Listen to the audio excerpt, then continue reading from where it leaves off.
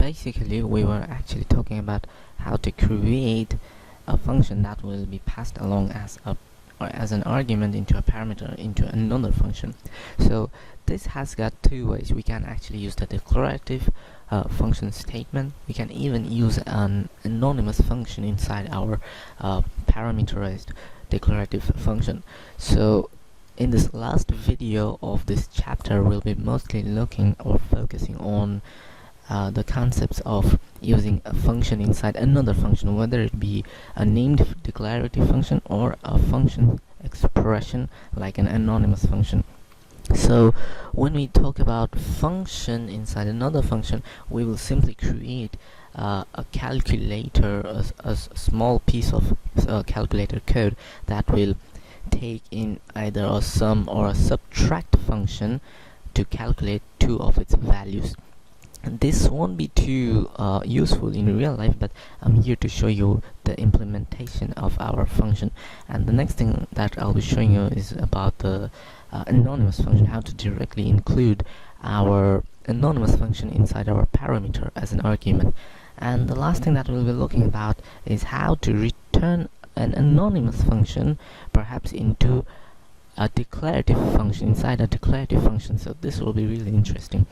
So what we need in here is that first let's keep this function subtract, and let's add another function called addition,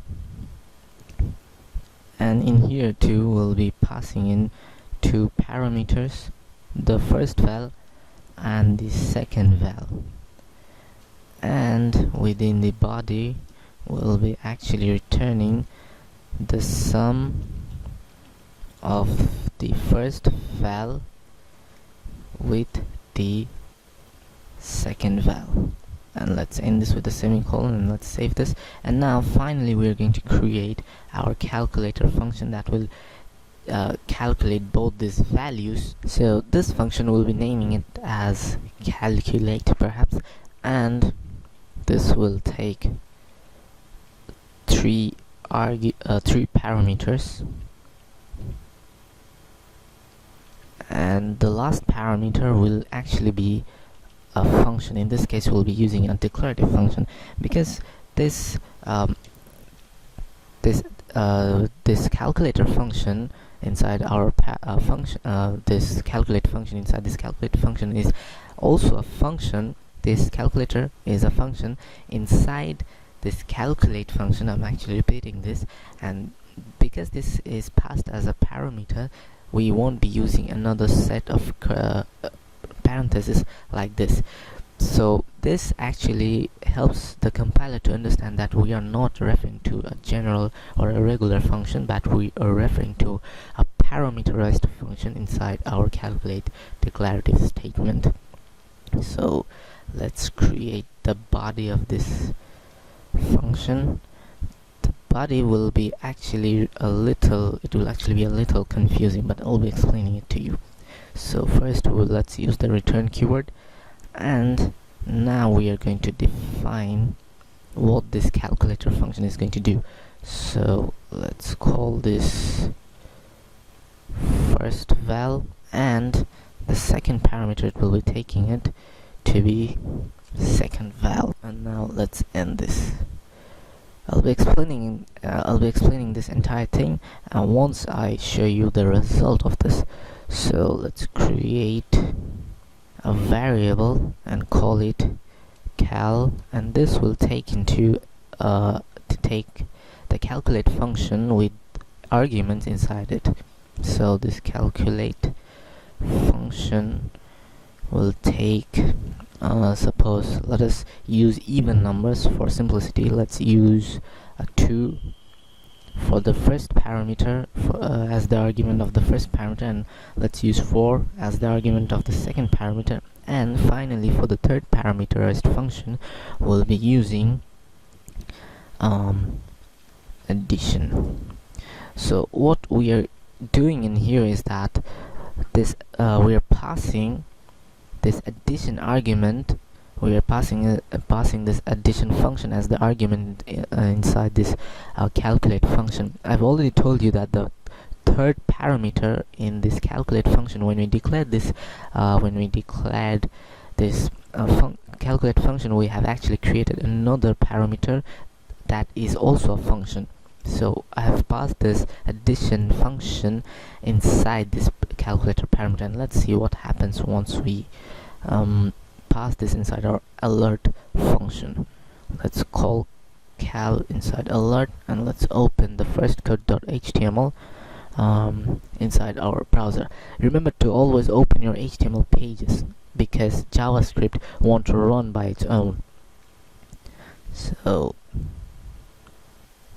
what we have in here is perfectly alright, because 4 plus 2 gives us the answer or the result of 6. Now let us examine what we have done lately. What we see in here is that we have the first val, the second val as the parameter. So when we pass 2 inside our first val, the compiler sees it like this: first val, which is a variable, an uninitialized declared variable, is now initialized with the value of 2, and then it initializes the second val parameter or variable, parameterized variable, with the value of 4. So we have got two parameters with their respective arguments. This is the parameter and this is the argument, and when we have this, the function in here, this calculate function, goes on and checks what is the third argument, because a third argument in here is quite necessary. And when it sees that it's a function, its parameter is another function, it goes on and sees what it goes on and sees what the user or the programmer has added in here. So I have added addition, and the compiler checks whether this addition function exists, whether it had been declared earlier, because it checks whether this addition is a function, because in here you can actually see this is also a declarative function statement. We haven't actually added any body in it. It's a function without a body, but it can actually work because it will refer to functions that were referred or declared earlier. Now in here, this calculator, when we pass this addition to this calculator parameter, this function name calculator changes to addition. So this becomes like this: this calculator is assigned with the value of addition function, and when this addition function is assigned to it, these two arguments are then passed along inside the addition function's parameters, and then this addition function has got its own body inside its curly braces. So it uses that body to determine what sort of operation needs to be executed. So it sees that it's an addition operation, so it adds both the values and returns it and stores it inside this cal variable. Now the cal variable gets displayed on the browser like this. So if it's really confusing till now, let me explain it once more. So this calculator is a parameter, but this parameter is unlike any other because it's a function. How does the compiler understand that? It understands by looking at this statement after the return keyword. So when it looks at the statement, sees that this is also a function declaration statement without a body, or it has got an empty body, because this will be filled by any other function that we declared earlier. So when we assign this addition argument to this calculator parameter, this addition is then checked by the compiler to determine whether this function actually exists.